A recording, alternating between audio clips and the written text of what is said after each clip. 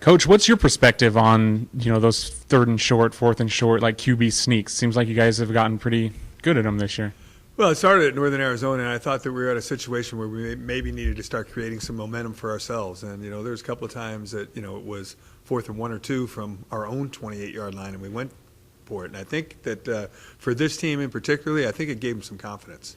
And they were able to get first downs. I think confidence is a huge part of success in any athletic event. And I think that since that time, I think our offense believes in it. And now that, when it's 4th down, go for it and let's go get it. And I do think that, it's a part of this offense. Everybody says it's a 4-down offense. Well, it is once you get past the 50.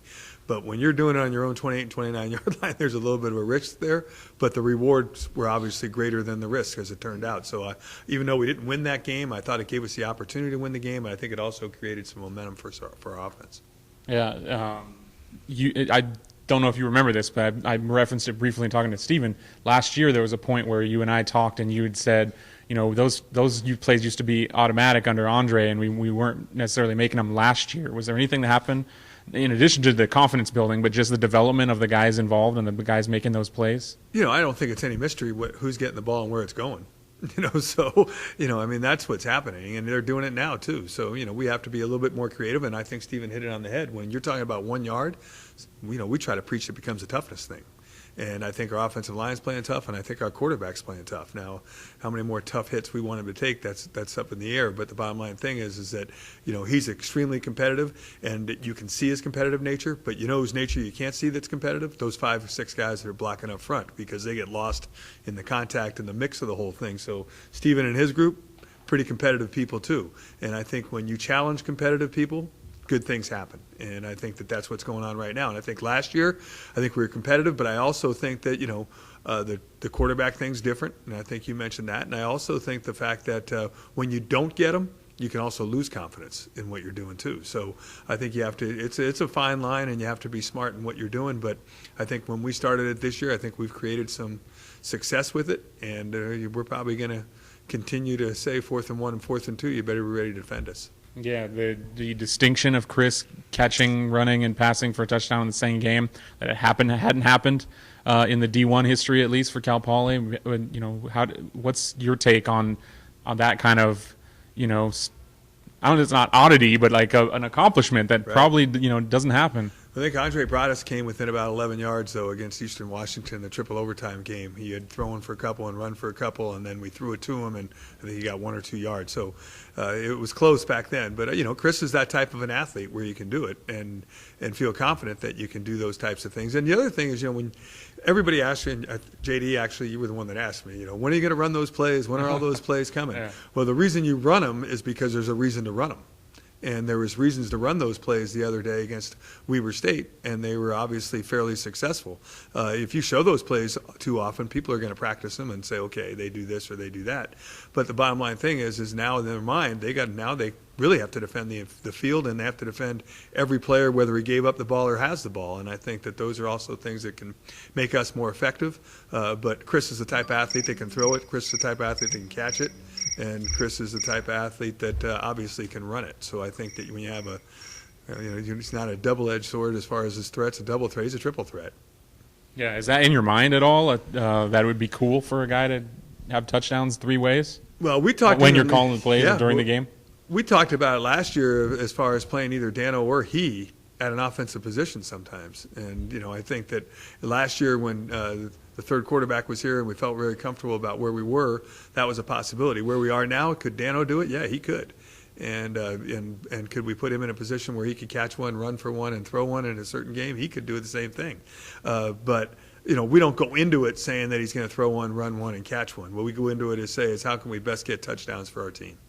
Yeah, Corey almost did it as well, and the only one he was missing was the rushing. That's the easiest one gets. for him. The easiest one for him he didn't get. That would have been amazing to have 2 guys in one. I'll bet that's never been done in college football. 2 guys in one day run, catch, and throw for a touchdown. So, and we've looked and searched hard to see who could throw the ball to Chris on that particular play. We weren't totally sold that it was going to be Corey Garcia, but he made a good throw over the top of a defensive end and got the ball to Chris, and that's all we asked him to do is go be able to throw the ball from point A to point B. Yeah, just to wrap up, you mentioned 2 guys doing it in the same game. Was there any thought to that on the sideline? Like, this could be the first time it's ever happened if we do it? It would have been different if the score was a little different. It might have been different, but the reality of the situation is that game we had to do whatever it took to make sure we won the game, and that's kind of how we went after it. Let's pause real briefly. Sure. What's it going to take to beat Sacramento State? Well, I mean, anytime you get a team that's putting up the numbers that they're putting up on offense, they're averaging 45 points a game. And, the thing that's amazing is when you look statistically at the Big Sky, I mean, if you're averaging 500 yards a game and 35 points a game, you're usually in the top 1 or 2 in total offense. I mean, we're 5th. And there's some teams that are putting up some ridiculous numbers, and Sacramento State happens to be one of them. Their quarterback, Garrett Saffron, played great against us 2 years ago. Last year, that we kind of played a very good defensive game against him, so I'm sure revenge is kind of on his mind a little bit. But he's putting up numbers that are pretty incredible, both running and throwing himself. He's a similar athlete to Chris running the football, and obviously they throw it a little bit more than we throw it and have a great core of receivers. And offensively, they're big up front, which usually can cause us a problem because we're not big on the defensive front. So to win the game, we got to find a way to slow them down and keep the ball in front of us. We can't let them have 40, 50-yard plays. If they're making the big plays on top of just maintaining and executing their plays, that'll cause us a huge problem. And I think for us on the offensive side of the ball, even though we scored 30 points and we had 510 yards, we did not play consistently or efficiently at Weber State, and I think our offense knows that. After 3 or 4 consecutive very good weeks, we didn't take a step backwards, but Weber State did some good things to us, number one. But number two, I don't think we executed to our capabilities, and we're going to have to keep the ball away from them. And we have the type of offense that can definitely keep the ball away from opponents' offense. So if we're going to have the ball for 35 or 36 minutes, that means they only have it for 24, and that puts a little bit more pressure on their offense. And then, we had played 5 pretty good games on special teams, and unfortunately special teams the other day could have cost us the game. So we had some things to shore up there, because these games, when you're in conference and you're playing good opponents, every bit counts on each side of the football. So special teams will have a huge part in the game as well.